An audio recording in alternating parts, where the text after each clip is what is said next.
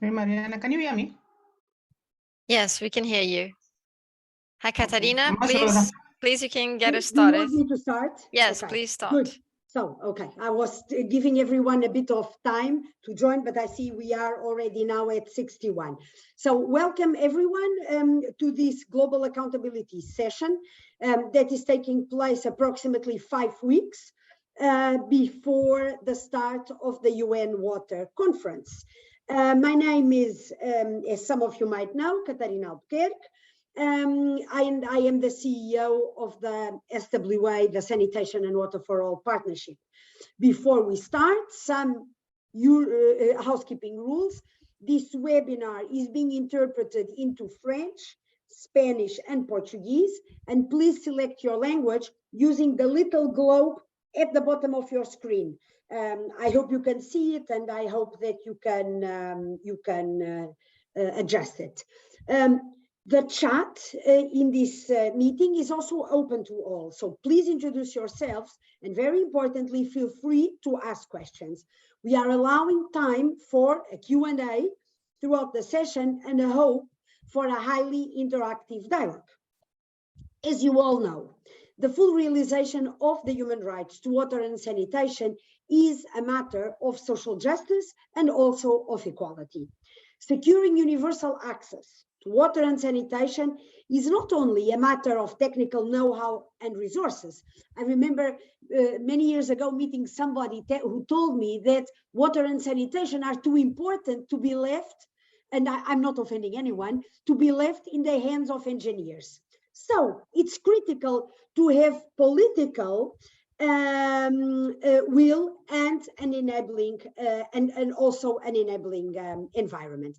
Accountability is hence an indispensable element towards building this enabling environment and also ensuring participatory processes. Participatory processes which will and do contribute towards more sustainable interventions.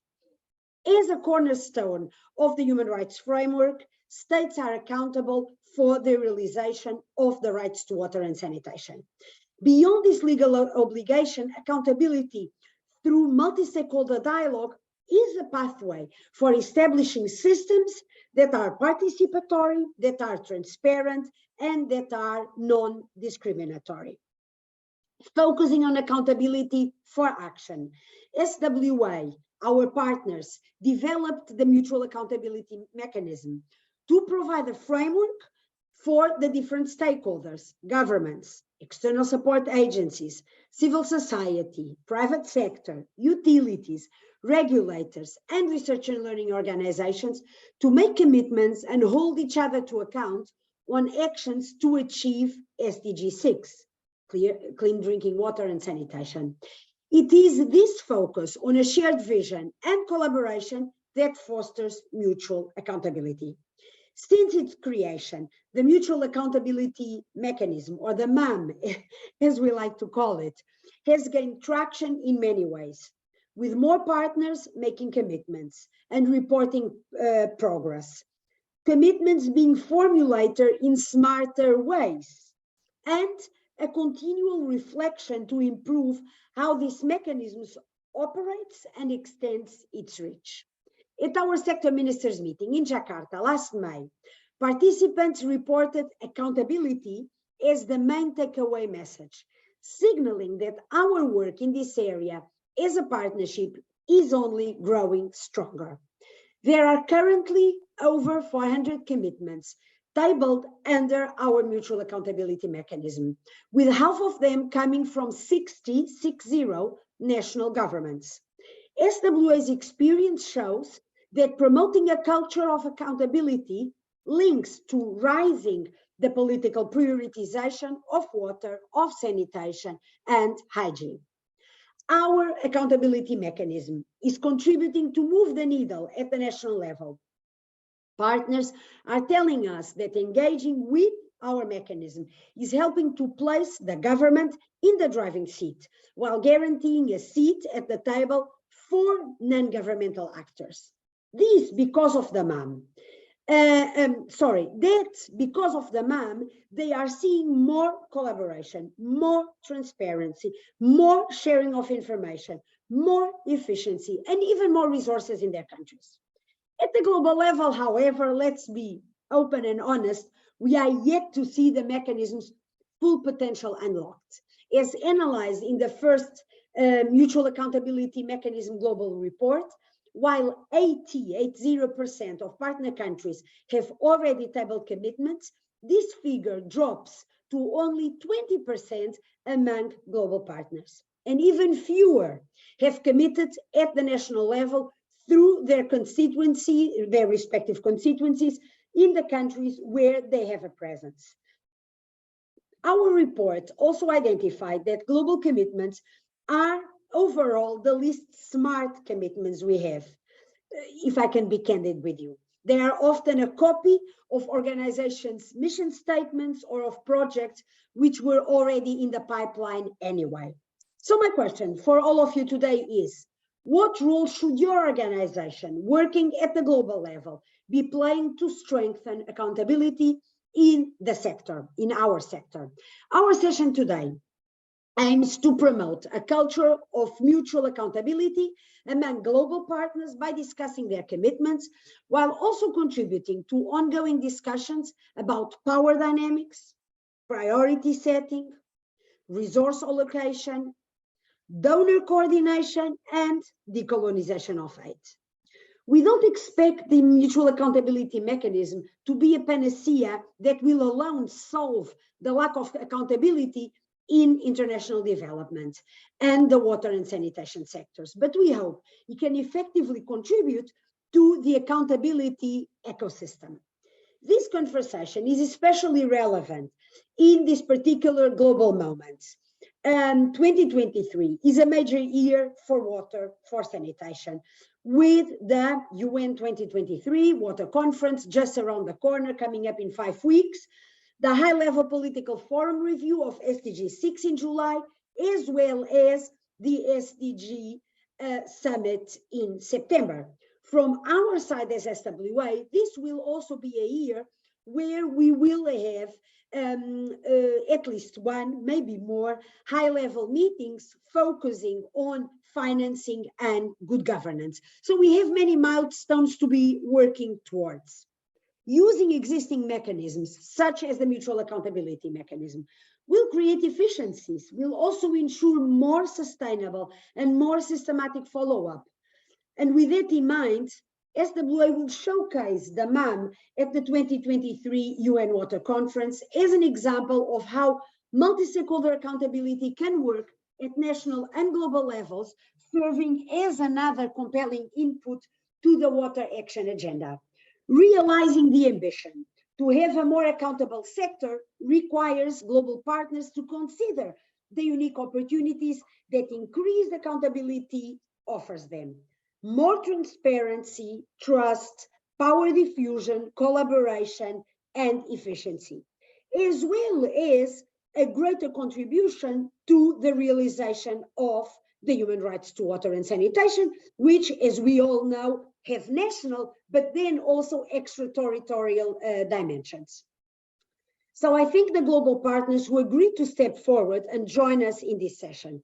A special thanks also goes to our national partners who agreed to participate to make this discussion richer, also more democratic and participatory. So without further ado, I now give the floor to my colleague Sitali, who will facilitate the session. Thank you so much to everyone. Thank you so much, Katarina, for opening us with a really candid background to this conversation. I actually think that there can be no accountability if we're not willing to be open with each other. And I think that Katarina's background has really been open about some of the successes, but also the challenges and how we can address them. And the conversation that we're having here today is helping to actually make that conversation move forward. I am Muyatwa Sitali, and I lead the SWA Secretariat's Country and Partner Engagement Team. I'm extremely pleased to be here today to join our global and national partners from different constituencies that are gathered here for this very important session. This webinar is organized in the following way. Having global commitments as a starting point, representatives from global and regional organizations, including external support agencies, civil society, research and learning organizations, have been invited to discuss their commitments with other national and global partners. That's really the mutual part of the mutual accountability mechanism. This first session will be divided into 2 rounds of discussions. Each will be 30 minutes. We will focus on commitments related to 2 topics. 1, system strengthening and finance, as part of the preparation for the upcoming SWA series of high-level meetings on finance and governance. The second part will focus on sector coordination. This is the most common theme among the global commitments that have been registered to date. In each round of these 2 conversations, 3 discussants will come up to the floor from the national level commitments that they have tabled on these 2 topics that I have highlighted. They will be invited to make comments and also to ask questions. So without really taking much time, we will get started with round 1. Starting now with our first round of discussions, we are focusing on commitments related to finance and systems strengthening, in short, governance, good governance for the sector. We encourage our discussants to explain their commitments rationale, how they may align with priorities set by national governments, the review of progress on the how they have reviewed the progress made on their commitments in terms of implementation. We would like them to highlight some of the challenges. We just don't want to hear the good stories. We also want to hear what keeps you awake at night with regards to the things that you've told other partners that you're going to do. So it's very important for this session. And I also invite you to reflect on the impact that having commitments tabled under the mutual accountability mechanism has had for your organization, if any, and why do you see that impact that you're going to reflect on. I will invite to the floor Jorge Alvarez Sala, who is UNICEF's WASH specialist. He will be the first one to take the floor and kick off the discussions with UNICEF's commitment, which we will share now on the screen. UNICEF's commitment that we're focusing on today was submitted in May, ahead of our last sector ministers meeting in 2022, and has a target date of 2025. Jorge will have 5 minutes in which to take us through the aspects that I mentioned relating to these commitments. Meanwhile, if you have questions or comments, please put them in the chat and we'll get back to those.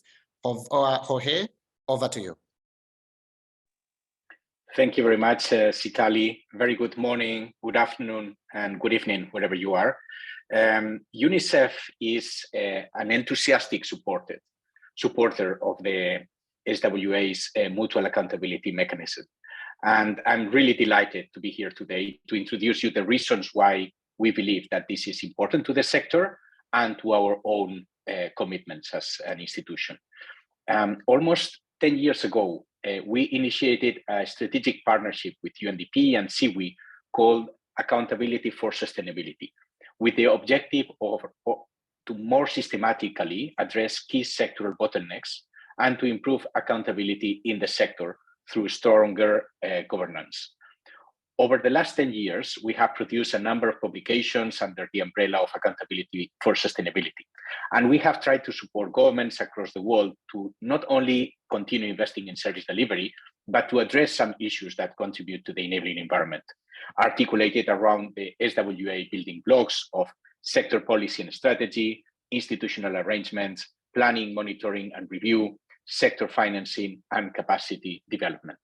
Now, why I'm referring to the building blocks and to the enabling environment? Well, because our current commitments to the MAM are based on UNICEF's current strategic plan 2022-2025. Katerina, I hear what you said, that many partners, including UNICEF, are usually mirroring our current strategic plans. But I think it is I would say, a win-win. Our strategic plan has an important novelty in comparison with previous strategic plans. Although we have been working in strengthening the enabling environment for decades, this is the first time that UNICEF articulates its plan around 2 areas. One is the provision of services for people unserved. UNICEF invests $1 billion in the WASH sector in over 120 countries across the world, with significant investments allocated to fragile countries and countries affected by emergencies and crises.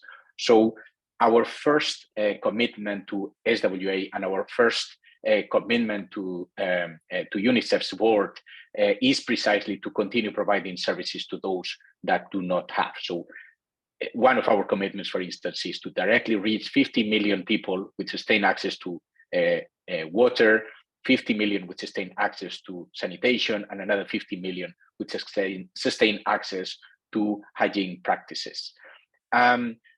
The second component, I think, is the one that might be more interesting for all of you, which focuses specifically in strengthening systems and in supporting governments and partners to sector development.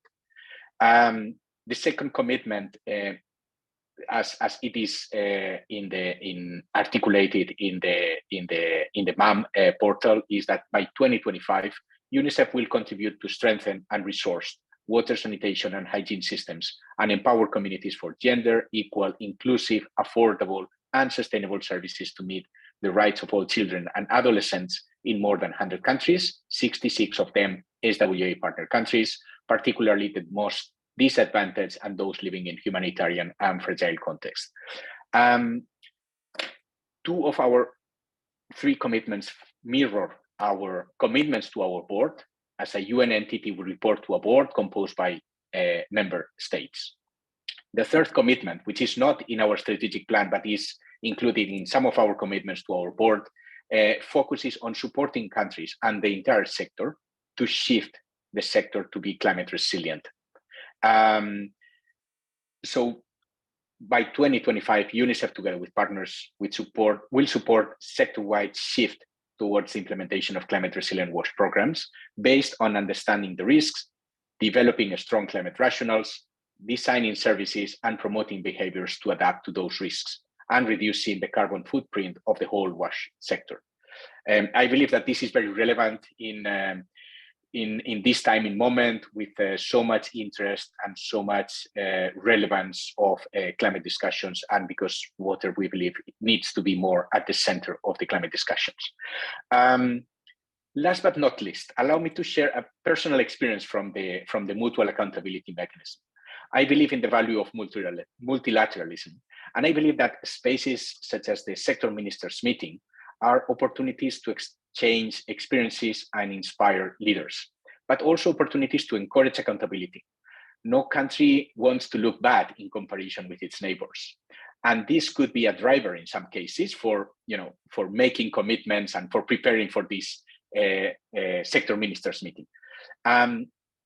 And the MAM, I think, is a great instrument. And I would say it has so much more potential if those global commitments are discussed, agreed, and monitored within the existing national coordination mechanisms and networks. So it's not just sufficient to check the mutual accountability mechanism during the sector ministers meetings every year or every other year.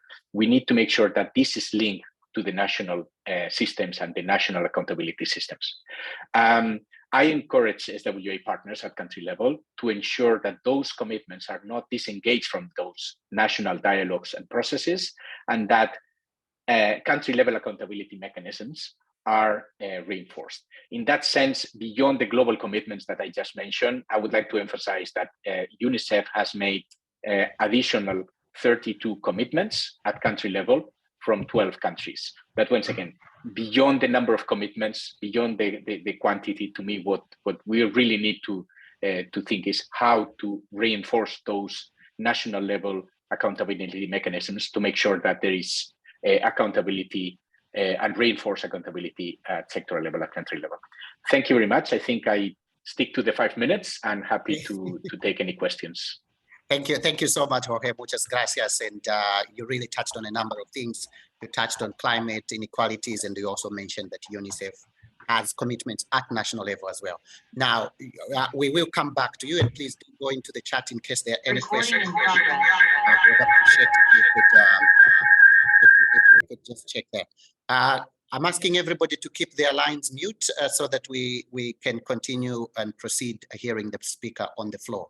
I'd like to turn to Angela Nguku, who's the founder of White Ribbon Alliance, and she's the Global Deputy CEO. Angela, I would like you to tell us about the commitment that we will show on the screen shortly. And if you could reflect on your organization's effort to strengthen accountability in the water, sanitation, and hygiene sector.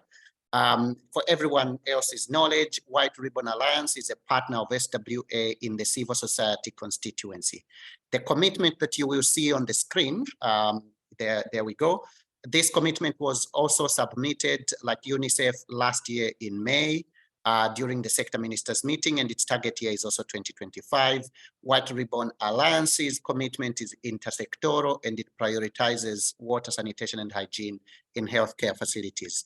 Angela, over to you. You've got 5 minutes. So by 27 or so, I'll be coming up on the screen. Thank you. Thank you. I don't seem to be able to switch on my video. I also don't know whether it's working. It's been giving me problems.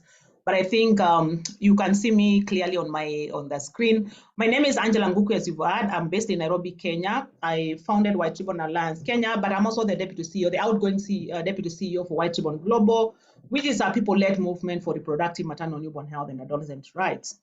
The reason why White Ribbon is very strong on water, sanitation, and hygiene is because our work is premised on asking women, listening to them and acting on their demands on what does quality reproductive healthcare really mean to them, and acting on them and basically building their, helping them claim back their power to demand for health as a basic right, because health, we all know, is a human right. And as such, in 2018, 2019, White Ribbon globally went on a campaign, because our work is based on what we hear from people. We don't just sit and read papers and assume. We go to communities, we go to women in all their diversity. And so we went to 114 countries globally and asked women and girls, what does quality reproductive healthcare mean to you? And as such, we were very shocked when we heard that water, sanitation, and hygiene in health facilities was really a big deal for women. Women are no longer going to deliver in health facilities because they feel like the quality care is compromised because there's no running water. The toilets are dirty, the linen is dirty, everything else is basically dirty. And so they do not know what to do after they go and find that. So they prefer to deliver at home. And yet governments are busy telling them, go deliver in a health facility. The global players are saying, oh, women should deliver in health facilities. At the same time as White Ribbon Alliance, we were wondering how comes when we look at reports, we see that coverage for women going to deliver in health facilities was up, but outcomes for maternal newborn health was really poor. It was actually regressing. And when we looked deeper and listened to women and girls, 1.2 million in number, we realized that actually it's because the topmost request is water, sanitation, and hygiene in most of the lower middle income countries. And so we told women we'll come back to you and tell you what we hear from governments. So one of the biggest things that we decided as White Ribbon Alliance is to move now the commitments, and I'm going to challenge all of us here today because we are talking about global commitments. We cannot talk global, yet we don't know what is happening where the rubber meets the road. That is in health facilities. And as such, we have to really learn how to be accountable, to move those commitments at the global level to the lower level where women are. And so you see our commitments are like bottom up, and like the rest which are top down, these ones are bottom up. We committed to mobilize because we work with women and girls in the lowest of, all their diversity, those with disability, those living in the slums, those living in refugee camps. We say that we are going to build the agency and voice of women across different countries in Africa, Asia, and Latin America, mainly which are mainly the low and middle income countries, to understand what are their rights, to understand what are their what are their entitlements, what is in their constitutions, how do they work with partners, but more so their governments, to demand for water, sanitation, and hygiene in health facilities, such that at the end of the day, if they go to these spaces, they can actually ask. We've actually seen since 2019 to now, changes in health facilities in different places where White Ribbon Alliance works across. A very good, perfect example that I give is in Kenya and in Malawi, where in sub-national health facilities, we've seen women going to work with their local leaders and tell them, this is why we are not going to the health facility. It is not because the health facility is not staffed. It is not, of course, we know that's a challenge also. It is because there's poor sanitation, there's dirt, the facilities don't have running water. We can't brush our teeth. Simple things that women want. And we've seen actually these governments responding and saying, we are going to do ABCD. So for me, and for White Ribbon Alliance, we really want the action to come from the grassroots. Accountability can only be done by you and me. It can only be done by the rights holders, who are the women and girls. And so we are mobilizing them to really like come up, and really by 2025, we want to see almost like a revolution, a movement in health facilities with running water, clean toilets and cleanliness, so that women can actually go deliver and the outcomes for maternal newborn health become better than we are seeing today. Over to you, thanks. Angela, that was fantastic, extremely dynamic, and thank you so much for sharing with us even the approach that you took to make this commitment, making sure that it was also ground up and that it was focusing on an issue that's really very important to women and basically to all of us, and tying that also to healthcare provision. And just to say that your image is perfect, I think that you should be able to put your video now as we get to the next phase. So if you could just try later. Perfect, there you are, good to see you. Thank you so much for joining us. I do not have a question for you from the chat, but please just keep monitoring the Q&A and the chat, and we'll come to you in case there are additional questions. Now, I would like to move to our next speaker, who will present to us their commitment. And I'd like to invite Paul Deverell, who is the Senior WASH Advisor at FCDO. And we'll see the commitment that FCDO made on the screen.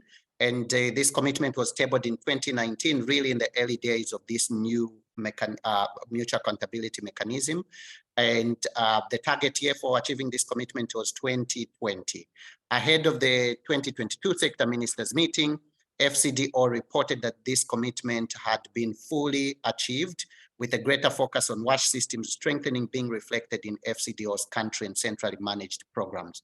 Paul, I'd like to pass on the floor to you. Please tell us more about this commitment and its implementation.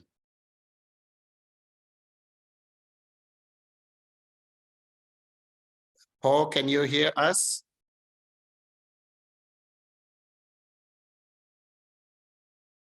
Can you hear me now? There you are. We can hear you and can see you. Paul, I think you've just muted the line through which your microphone. Good. Can you hear me now? Yeah. Perfect. We can hear you. Okay. So listen, I'm in the interesting position of being able to speak and not being able to hear you. Yeah. This is going to make it slightly tricky. If I can hear you, I have to put you on the other computer, and then I get feedback. So I'll talk a little bit about this, our commitment. Sitali, if you can hear me, when you've had enough, put your hand up and I'll stop talking. Good. Right. So this was one of 4 commitments we made in 2019. 2019, remember this? That was life before COVID. Yeah. So we're just going to focus on this one, but there were other commitments as well, which we made. This one is actually, in some respects, the most tricky. It's about moving away from a focus on large kind of delivery projects where we worked with governments, but worked with NGOs and other entities to produce results on the ground, to actually strengthening systems. And it's been quite a journey for FCDO, as you'll hear, because we had COVID in between, and then we had Brexit, and we had cuts and that sort of stuff. But we've seemed to have achieved some success here, and I'll explain what that has actually been. Yeah. The first thing is that we managed to secure new support to what we call global water leadership. Now, the essence of system strengthening is political leadership, certainly not by FCDO, but by the governments where we're seeking to work. So we are planning to, or we are elevating that through organizations like SWA, which is why we're such a keen supporter of SWA. Without the political leadership, we can't move on systems. As part of that entity as well, we're also, as part of that program, we're also supporting UNICEF to do work in one particular area of system strengthening, which is on climate change. Now, in essence, what we're doing is working with a relatively small, eight countries to really try and help those governments refocus or retool themselves so that they can understand how to access funds for climate change, but also establish the systems they actually need to make those services more climate resilient. And so that's work which is ongoing with UNICEF, and we continue to support that. That started in 2020 and we continue. But life goes beyond and more than climate. So we've also been preparing a new program of system strengthening. We hope to be able to make a particular announcement about that in the UN Water Conference in 2023 and later this year. That would be very focused on strengthening systems, not just climate work, but other systems, as long as it is we're doing this in support of government leadership. Sustained government leadership, again, is absolutely kind of essential to do work on systems. So I'm not going to talk too much about that now, because that's kind of going to be announced and we can discuss it when it has been announced, but that is now very much advanced from pre-pipeline to pipeline to now we're going to press the button very shortly on that one. So it's tricky though, and the reason it's tricky and is because we can establish new business cases to work on systems, but the actual delivery of results is also a result of proper collaboration and support of government leadership. And so that's the whole essence there. Now, that's as much as I can actually say, because that's not a bad sentence. I'm going to switch off my voice, switch on my other computer and listen to the feedback. Thank you very much. Perfect.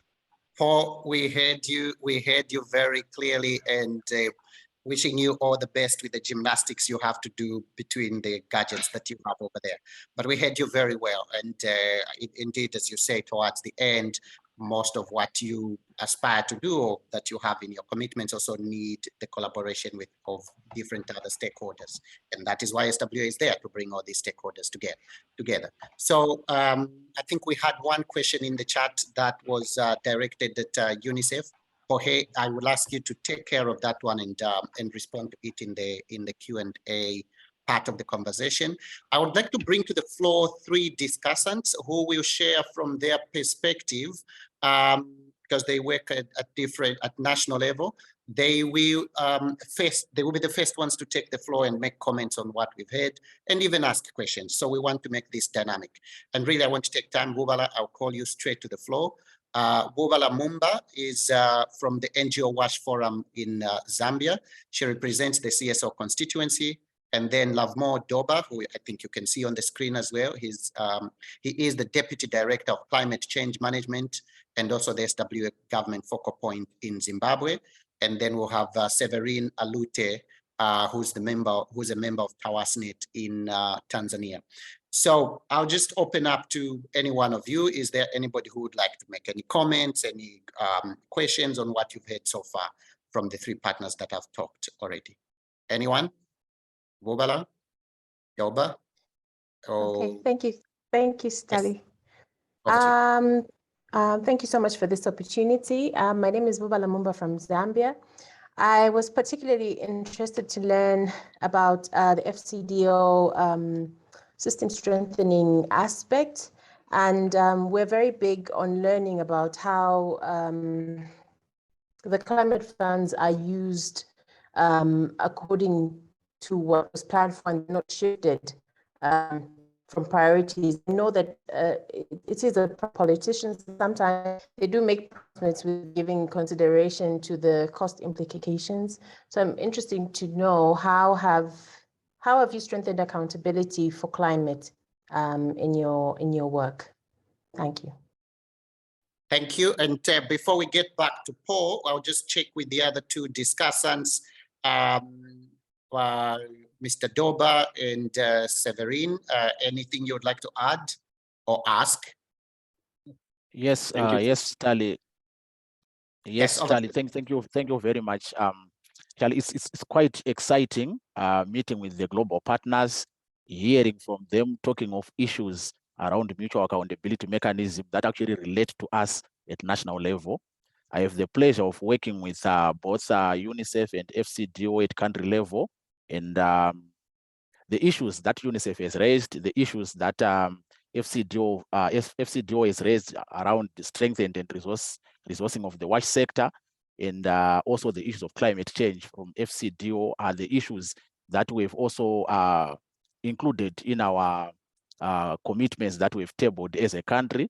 And I'm also happy to relate that for Zimbabwe, we have not seen these partners, UNICEF and FCDO, tendering their own independent standalone commitments to sanitation and water for all, and also to other global partnerships. But we've been able to tender joint commitments. And one of the commitments that we've actually tendered together is around ramping up sector financing. And I was also wondering where this was coming from, but I'm now I can easily relate with the commitments that these partners are actually making at a global level. And it's quite interesting. Recently, we've seen our UNICEF country office supporting us as a sector in terms of developing a climate resilient WASH financing strategy. Then I was also wondering again why UNICEF was pushing for a climate resilient WASH financing strategy.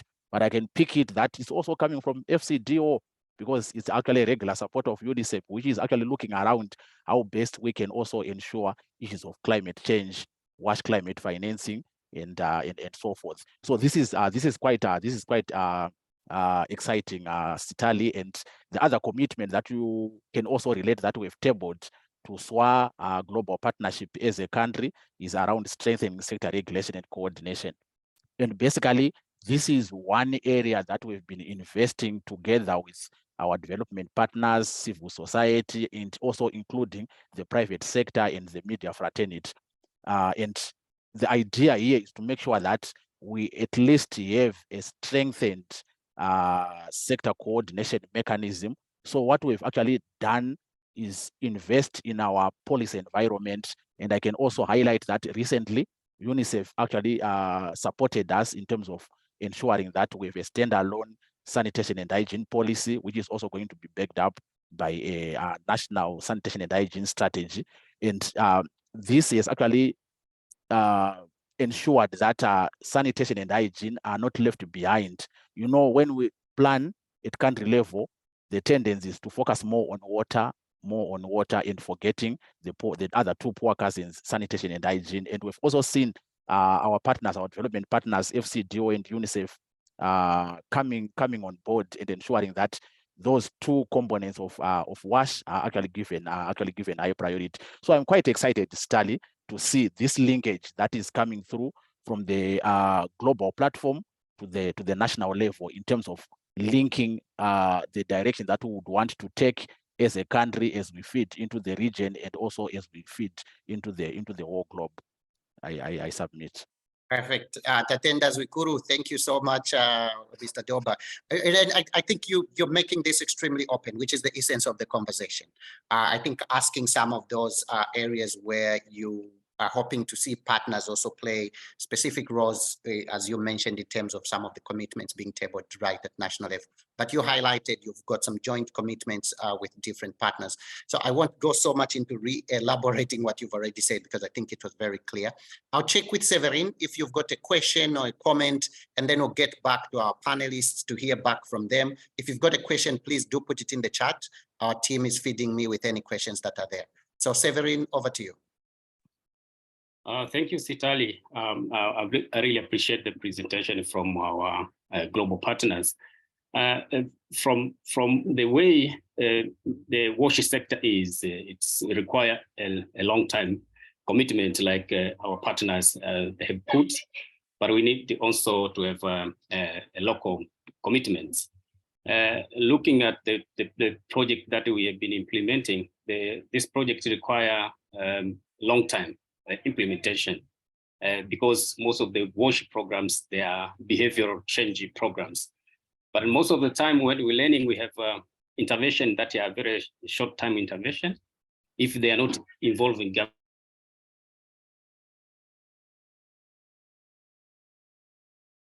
You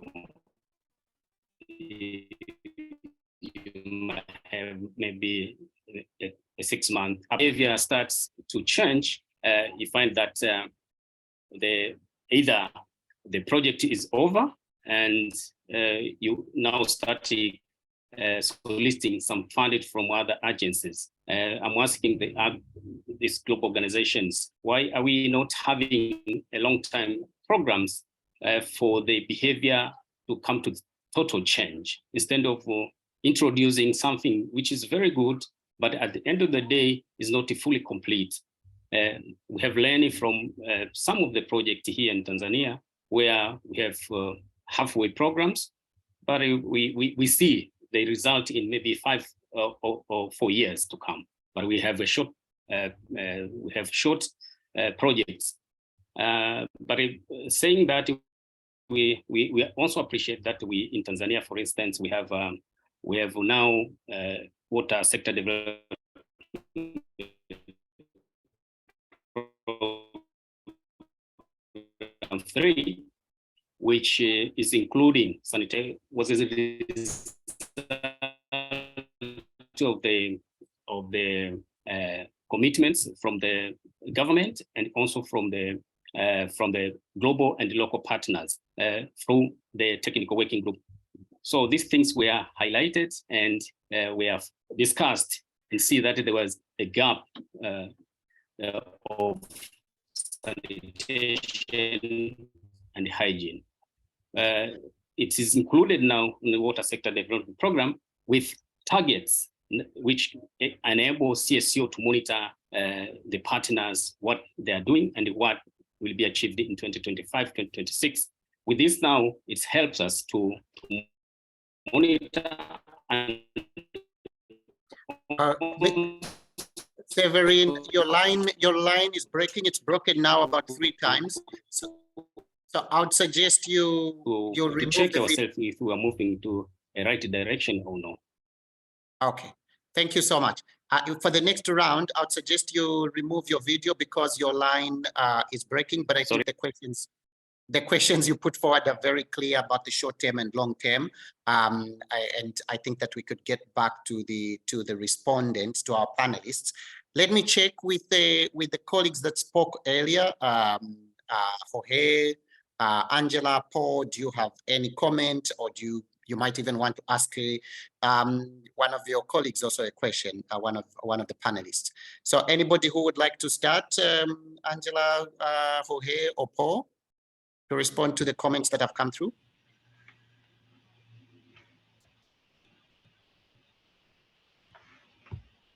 So, Sitali, again, I'm in a stupid position that I have to speak and I can't hear. I've got a few responses. Okay, so the first thing is, the questions posed are really excellent questions and hard to answer, yeah, for a donor like FCDO. So the first thing is that we have to see us as having a global portfolio, yeah, which is structured around centrally managed programs that I can design, that I can influence, and our in-country relationships, which are devolved to the country offices and our embassies in places like Dar es Salaam, for example, or Harare. So the first thing is to clarify that when I say we're shifting to systems work and like this isn't going to be in a relatively small number of countries. It's not, it's labor intensive, long-term work. We can't do it everywhere. And so we're not sure exactly where that work is going to really roll out in the ground. We have a pretty good idea, but that'll determine on the strength of government support and demand from governments, as well as a number of other factors like what other donors are doing. FCDO finds it quite difficult to make, so when we make a global commitment, I think we have to be very careful in the way that we structure it and say in countries A, B, C, and D, and then update that and upload it onto the MAM board, if you like, on SWA's website, to be very clear in a way which is accountable about what we're doing and where and why. Yeah. I also get the feeling that we need to do a better job with our country officers to say that if we are pursuing WASH programs in country A, B, or C, that we do end up with meaningful country level specific commitments for FCDO to live up with, along with their national counterparts. Yeah. I can think that would relatively easy to frame in places like Mozambique, in Ethiopia, in Nepal, for example. but more tricky in other countries because they forget the decisions of whether we support or how we support a sector program is very much devolved to our embassy in those countries. So I wouldn't claim, by the way, to say that we're influencing UNICEF to do work in Zimbabwe. I think that UNICEF doesn't need any support from SCDO to work out what it needs to do. In fact, what it does need is money to do it, and we are contributing, not in the case of Zimbabwe, by the way, but in other countries for that work. And it's good to see that UNICEF is doing this work in other places, other geographies, many other geographies, because it's extremely relevant as well. Thank you, Paul. Thank you so much. And I will move quickly because we are running a bit out of time. But I think that that response dealt with the question also from Bubala and also Mr. Love Modoba. Jorge, do you have anything to add? I see that you've responded, I think, to Bubala in the chat. Do you have anything to add? Yeah, no, I believe that I already answered to 3 questions. One was related with UNICEF plans at country level. So just to clarify that our strategic program is our global program. And then we have multi-annual country program documents that are negotiated and agreed with the host governments. And this is our kind of roadmap for our work at country level. So for those who might have interest on what are UNICEF plans for the country, you might look at those country programs, which are available online if you do a basic search. There were a couple of comments on climate. I believe that there is a growing interest on climate in the sector, and a lot is going on. At the moment, I think there has been some good kind of networking initiatives around COP, around how to move the sector, how to shift the sector. And I would like to maybe just to mention that the JMP, the Joint Monitoring Program, UNICEF WHO, is currently working on trying to identify a common set of indicators that can be used to, in the future, start tracking climate resilient WASH in the sector. There is still work in progress, but I believe that having a common definition of what means climate resilient WASH and having a common global standard and a common global indicator that can be tracked through the JMP can contribute to move this sector and can contribute to link to mutual accountability mechanisms, make sure that governments set up specific commitments related with the shift and related with how the WASH sector is part of the problem, which is part of the problem, is also part of the solution. Thank you. Perfect. Thank you very much. I think you got the signal. I was just trying that to see if in terms of time, but Jorge, that was a very good question, also answering the component on climate. Angela, I see your hand, so if you could get to the floor, and I'll give you a minute, and then we'll move to the second round of this conversation. And I see also other people raising hands. We'll come back to the floor. Angela, over to you. Thank you so much. I think I've listened keenly to the questions and also the comments. And one of the things that we believe in as White Ribbon Alliance, at the end of the day, even when external commitments are there, we have to see the national commitments to advancing the rights of their own people. So WASH should start first at country level. It should be the citizens, the taxpayers of the country coming up and realizing that WASH is a right. It is not a privilege for them.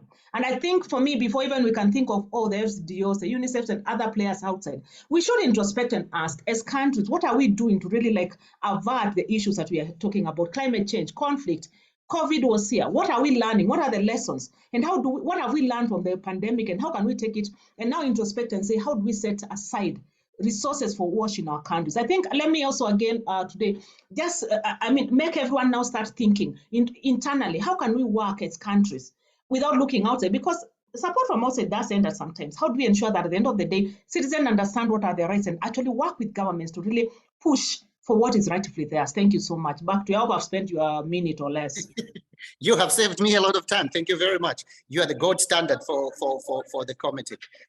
So moving on, I'd like to invite to the floor dear friend Lisa Schickman from USAID, who will also speak to us in terms of the commitment that USAID made and also what we're learning from there, and then we will move to Nelson after that.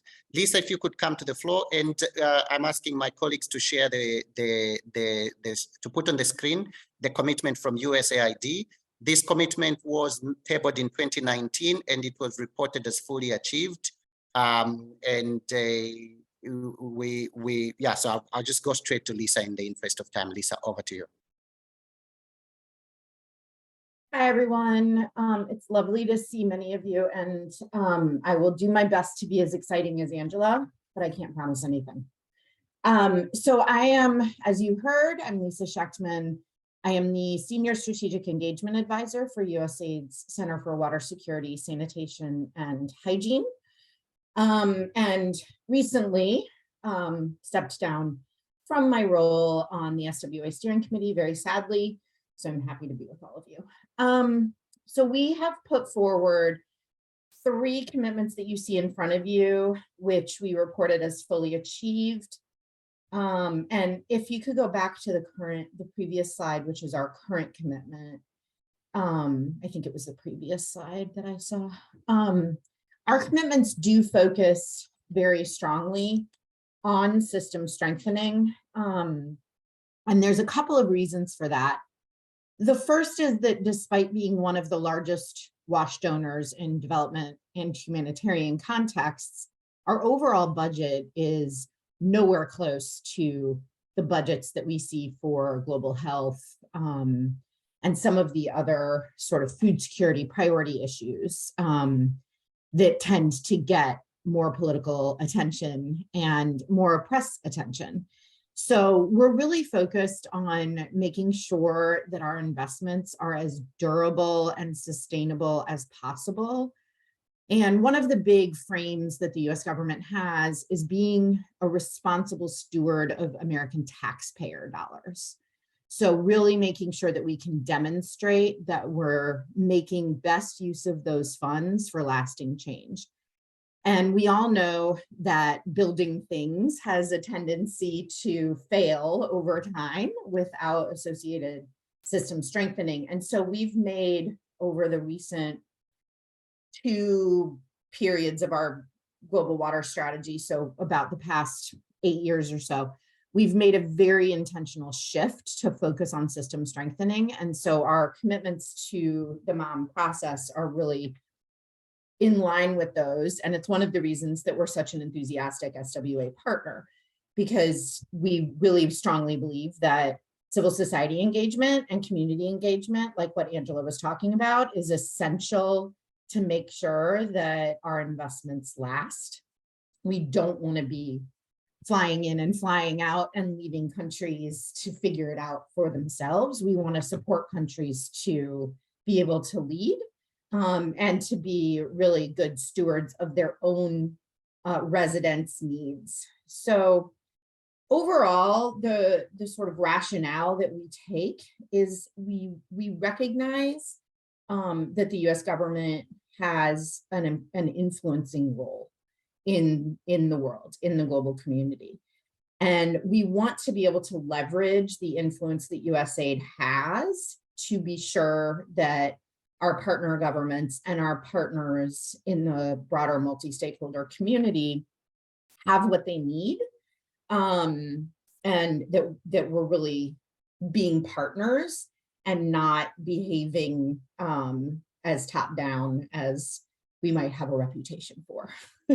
So the other piece of it for us is we're concerned, as I think we all are, about the enormous financing gap in the sector. And so we've carved out a focus on leveraging finance into the sector. So some of you may be familiar with our WASHFin mechanism, which provided technical support, for example, to service providers in multiple countries to improve their creditworthiness so that they can attract better funding. And we see that institutional strengthening as a core part of system strengthening. So all of this, some of this we sort of began before full US government policy was in place that echoed it. But we operate under a bipartisan law called the Water for the World Act, which was passed in 2014 unanimously, which is not something that most people can say about the US Congress. And that has given us a lot of guidance on how we focus on the poorest of the poor, how we select our high priority countries, and how we consult as we develop our plans and our strategies. You also may have noticed that in June of last year, Vice President Harris launched a new White House action plan on global water security. So we're now in this wonderful position of having a high-level policy directive from the White House that is implemented through the US government global water strategy, which is required by law, and which USAID and the Department of State jointly lead. And then from there, we go into some of our commitments from 2022, as well as Paul did, a preview of some of our announcements that we hope to be making next month in New York. Our high priority countries are really where the majority of our investment decisions are made. We are a very, very decentralized agency, and we rely very heavily on our missions around the world to maintain really strong relationships with partner governments, to understand their priorities and to know the stakeholder community in the country so that they can really come together and identify national level priorities for USAID that meet the demands of our global water strategy and the White House action plan, but that align with national government goals and that reflect demand and solutions that are brought to us from local partners. Within that, the current Biden-Harris administration has a very, very strong focus on equity, which is something that we've been really keen on in USAID Washington for a very long time, but we now have a stronger mandate, which aligns, again, very well with some of the shifts that we've made in our 2022 to 2027 global water strategy. So, for example, we are increasing our focus on not just on women and girls, which our sector has tended to do quite well, relatively speaking, but really trying to look deeper at how we can be a better partner to members of the LGBTQ+ community and to Indigenous peoples in particular, but not exclusively to those three groups of people. We recognize intersecting marginalization as a really key issue that our sector has to tackle. And so we are trying very hard to focus on that as we look forward into what our high priority country plans will be prioritizing for the next 5 years. We're also, as excuse me, as UNICEF, as we heard from Jorge and Paul, really increasing our emphasis on climate resilience.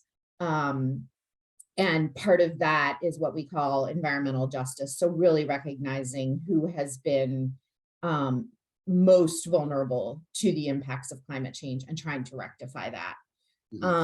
Lisa. Sorry, am I out of time? That's yes. About where I was gonna end anyway. So I'll stop. Sorry, Zatali. No problem. Thank you very much. I think this is it's very elaborate, and you could see how your commitment joins into the broader strategy of the U.S. government, including also the law that was passed in 2014. So we will come back to you, Lisa, when we get to discussions. Glad to welcome to the floor my brother from across the border from Malawi, Nelson Gomonda, who's the policy analyst for governance at WaterAid. And Nelson, you're very welcome. WaterAid tabled, actually Nelson is the senior policy analyst on governance at WaterAid. So Nelson, in 2019, WaterAid tabled 4 commitments. And what I will say next, I don't mean to put you on the spot. It's just the state of affairs. WaterAid has not yet reported on these commitments. So you will see the commitments on the floor. And if you could speak to that, please stick to about 4 minutes. Thank you very much. Thank you so much, Sitali, for the opportunity given to us to join this webinar today, and also giving us the opportunity to reflect a little bit on the commitments that were made some time back.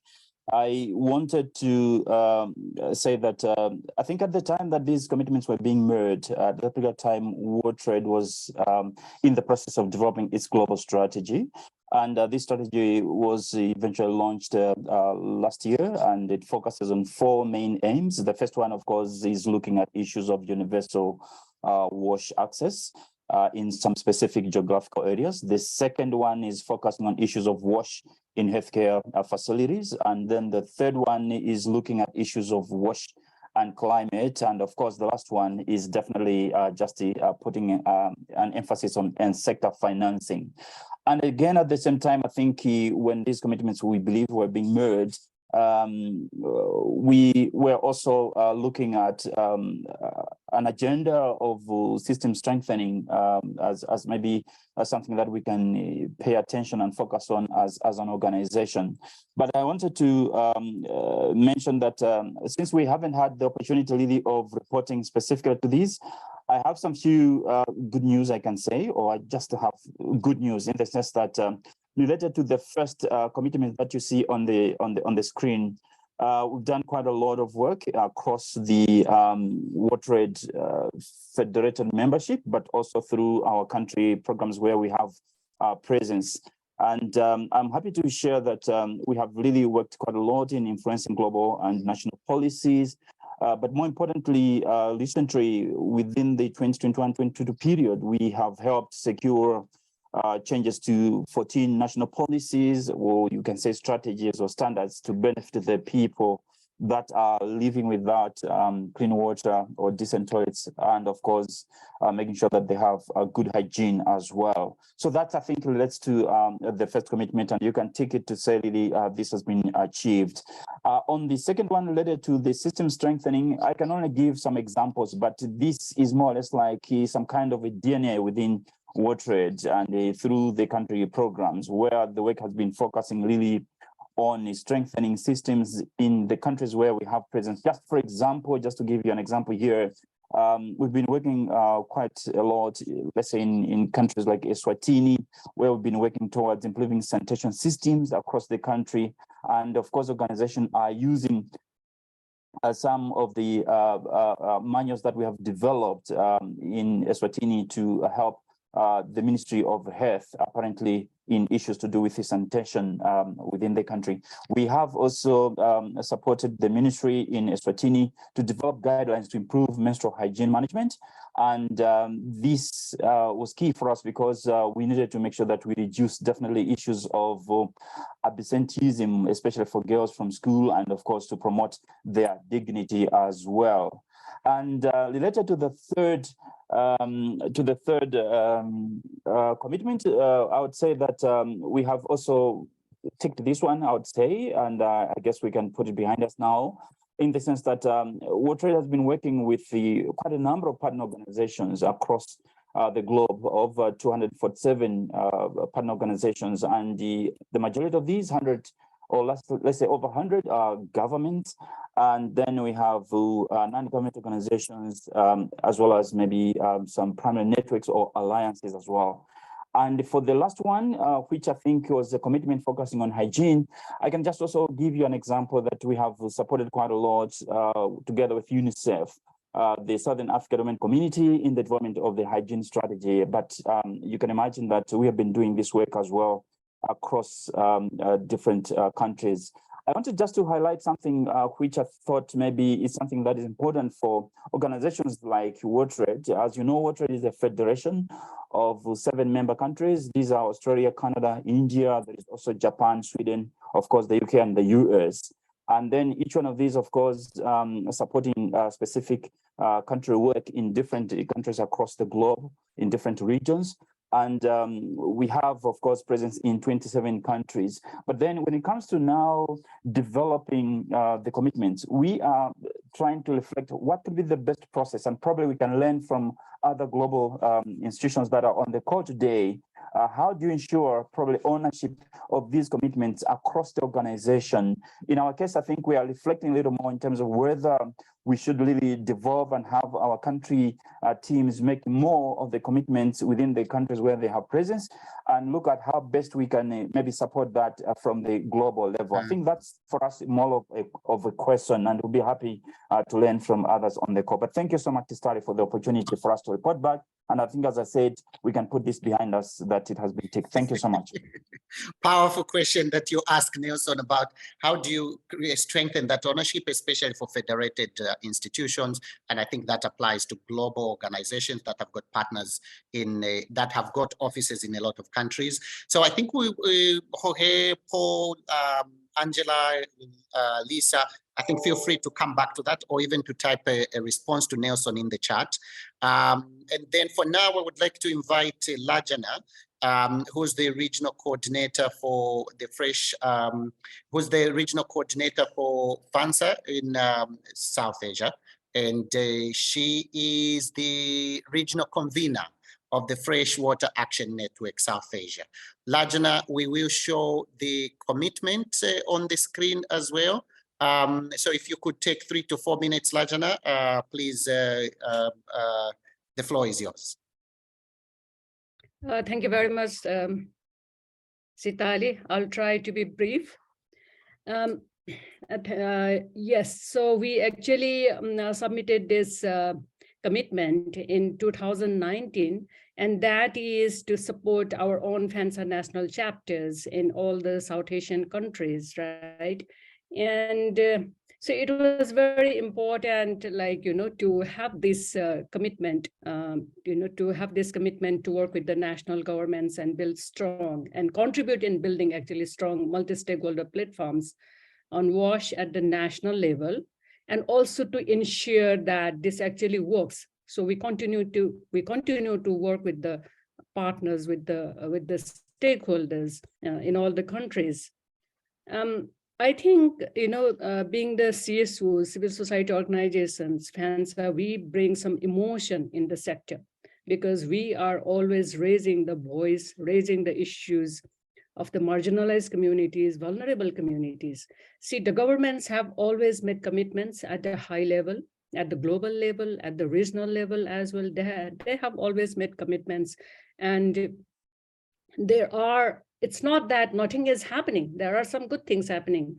Policies are formulated, commitments are made, but then, we see that all those commitments, the actions, the support is not percolating down to the communities, the poorest, the marginalized, the most vulnerable. We see that they are left behind. They have not been able to access services. There is some gap. So that's where the CSOs, that's where the FANSA actually comes and try to link the communities and the government, try to, fill the gap between the communities and the government, making the government realize the gaps and try to make them more accountable, to be sensitive to the issues, to the needs and demands and issues of the poor communities, the vulnerable communities. For these reasons, these commitments that we have actually made is very, very important. And I'm actually pleased to report that we have actually tried our best to make this happen, to make the government more accountable.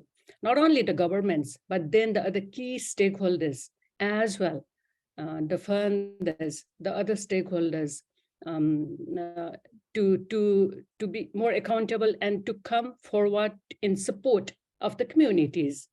And see, this commitment was actually submitted in 2000, and after that we had COVID and was not happening, but actually the need in the community was even severe during the COVID period. There was much to be done to respond to the water wash needs of the communities. But then FANSA has been able to reach out, has been able to secure some funds to support the FANSA national chapters in all the countries in all the countries except Afghanistan. Because of the political changes there, we haven't been able to do much in Afghanistan. Otherwise, in other South Asian countries, India, Bangladesh, Pakistan, Maldives, Sri Lanka, Bhutan, in all the 7 South Asian countries, the FANSA chapters, the FANSA organizations, the CS was there, really were very active, and we have been able to support them. We have been able to support them to mobilize, to get mobilized and to organize the meetings, either virtual or also in person, wherever it is possible, to bring all these issues and to get discussed and to mobilize the resources, support to the communities where there is a need. So we have been able to organize all these policy dialogues at all the levels, like, in some countries at the provincial level, like in Pakistan, I know that they have actually organized, at the provincial level meetings. In Maldives, they have been even able to update the status, update the war status report as well, as a result of all these, the interactions and meetings. One of the key achievements that we have been able to achieve is also to assess the commitments made by the governments during SACOSAN 7. So we did the assessment in all the countries. In all the countries, we have been able to support the FANSA national chapters to do the assessment of the SACOSAN 7 commitments. So that's very important to see the gaps and also to see the gains and achievements as well, because when SACOSAN 8 will happen in near future, the government remains aware and be more accountable that those kind of gaps actually don't exist, and what are the gaps and what need to be done in future. So we have been able to do, support the country chapters to do the assessments and also to disseminate the report findings at all the levels as well in various ways. So I think these are the important kind of achievements to make the governments more accountable. And you had said, Lajana, that accountability is not just for the government, it's for everyone as well, right? So everyone. And also, like, we have also worked in providing organizing the training opportunity of the FANSA national chapters organizers and the members as well. So it is very important for them to remain aware on, what is happening at the global level, what need to be done on, say, okay, we also heard about the climate issues and those kind of things, like they need to know more about it. So we have also organized the training opportunities so they remain aware about it, so they can also actually work with the government in par with the knowledge that they acquired. So we have been able to do a lot. We have been able to do a lot in making, in realizing the commitments that we have made. Perfect. Thank you so much, Lajan. I really, really appreciate that. And you also talked about what some of your chapters are doing. There was something you mentioned about COVID, which I think was very important, because we noticed in some places it seemed as if accountability was going to fall off the agenda because of COVID, but actually pandemics don't have to be bad for accountability. Pandemics could actually also be the engine for accountability. Now, in the interest of time, I'll just say, I was checking to see if we have any questions from the floor. There's still the question that Nelson asked, so I ask other panelists to reflect on that and do indicate if you want to come back on that. Bubala and Doba and Severin, do you have any comments on what you've heard so far, reflecting from your perspective, working in the national context? And if you have any comment, please make it less than a minute. I will stop you if it goes beyond a minute. So anyone from Bubala, Doba, or Severin? Yes, Tali, I will start just 1 minute. I think one big issue that I'm picking continuously coming back from the partners is the need to make sure that we climate proof the sector. Watch climate change resilience, the issue of climate justice and so forth. So apparently, this is one area that a number of countries have actually been struggling with. And from the recent WASH Joint Sector Review that we had in Zimbabwe in December 2022, we had one clear recommendation that went out sector-wide, that there's that urgent need to put in place a WASH climate change response strategy. Of course, at a national level, we have the national climate policy, but that's very broad. But we are saying we really need to make sure that at least we focus we then take this national policy, focus it on the sector and ensure that we are properly guided. And I understand this is one area that quite a number of countries across Africa are actually struggling with. And my plea is for governments here present, for the global partners, let's invest in this area and ensure that we are properly guided in terms of our interventions around WASH climate change response. Over. Great, thank you so much. And I think you identify a key component, which is climate. It also seems there was a lot about system strengthening. And Bubala, you have your hand up, so I'll come straight to you. Less than a minute starting now. You are so unfair, but thank you, Stali.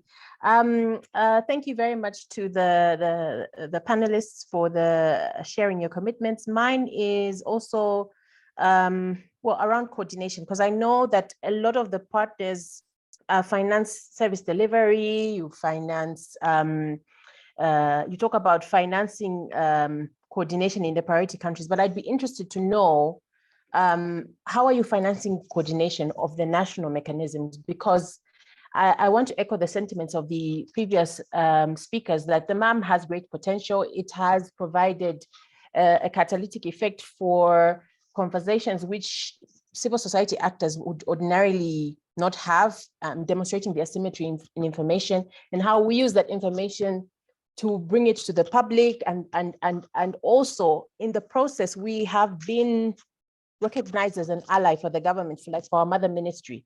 In the process, sometimes they rely on us to advocate for issues that they would not ordinarily be able to raise with the Ministry of Finance. So I'd be interested to know, how are you financing sector coordination? Because it's one of the places where we learn what's going right, what's going wrong, and how we can put some of those lessons to scale.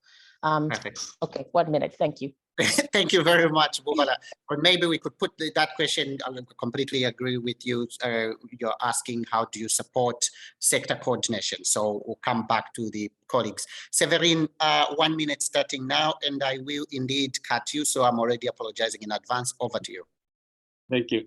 Mine is about sector financing and involvement of private sector. I would like to learn from USAID how best to engage the private sector in a local or domestic way. We are trying, but it look like it's not working. The private sector is hesitant. The government is sometimes hesitant. What the best way to engage the private sector to finance the WASH sector? Thank you, Severin. That's also a really good question. And without taking much time, I'll just go back to our global partners who shared the commitment. So we've got a question from Nelson, Severin, Bubala, and also Doba.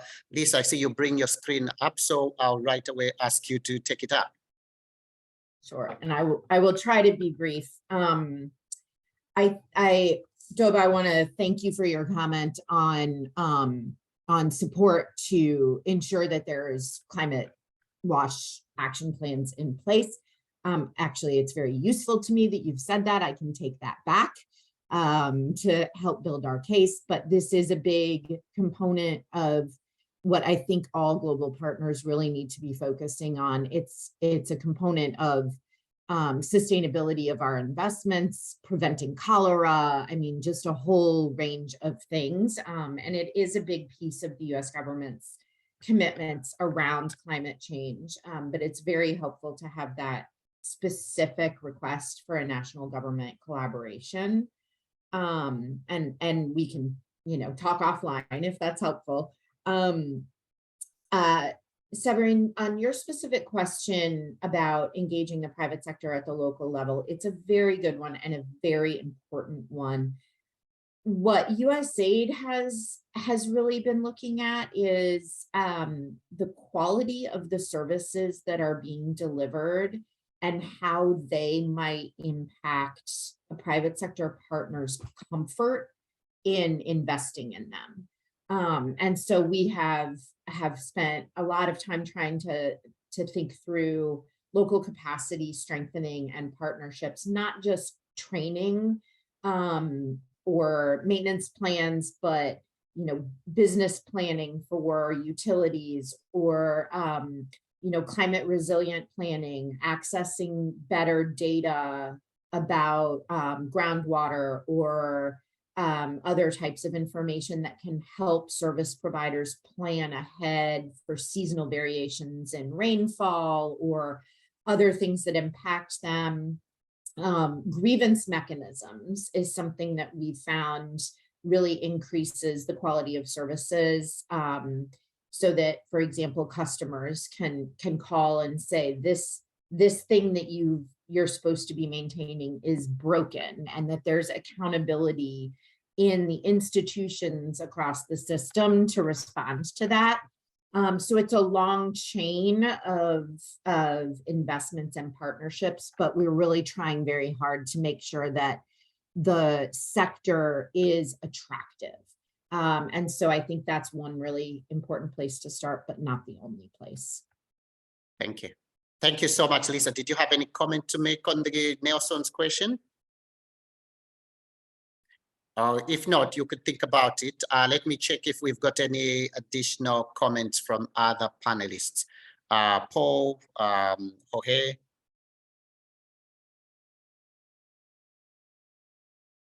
Angela. Okay. Looks like we do not have additional responses on that. So just check in the chat. There is a question about how we can engage indigenous and local people and mainstream their issues in the sector. I think this is also, yes, okay. So this is a question that has been asked by TAC. I'm not sure if Nelson and the other panelists, you've got Nelson, Lajana, Lisa, if you've got any comment that you would like to make on this question. Sitali, I think, like, you know, if the indigenous communities are suffering, if they are the vulnerables, if they have been marginalized, like, of course, definitely the civil society organizations will work with them. We are working with them, and we are also raising the voice. So whoever is marginalized, it's not only the indigenous communities, but then any communities who have been marginalized, who have not been able to access services, whose rights is denied, you know, we work with them and we are raising their voices. Okay, great. No, thanks. That was also very short. Could I have one short response as well, Sitali? Yes, you can. Yes, you can. I also think that we very much need to examine who we partner with. We need to go beyond the WASH sector. We need to go beyond those who specialize in WASH, who we already know, and we need to make efforts to reach out to civil society organizations that are focused on the rights of Indigenous people, focused on the rights of other marginalized communities, and are led by them, so that we're really hearing directly from people what their specific situations are. I think our sector has tended to stay very insular, and we work with everybody who says WASH in their name or their mission statement. And I think we'll continue to be very challenged in reaching equity objectives if we don't expand and diversify those conversations. Yes. Can yes, I add? Yeah, okay, it's very true. And I think, like, you know, so FANSA is actually partnering with the organizations working with the people with disability issues, slum dwellers federations, to, you know, hear more about the slum dwellers organizations, and then also the LGBTQ communities, their federations, their organizations. So we are actually also in, you know, trying to partner with those organizations, and in the past we have also partnered with them. So we are also encouraging those organizations also to be a part of FANSA as well. So we have those organizations also as members of FANSA, and also contributing in raising the voices, supporting them in various ways.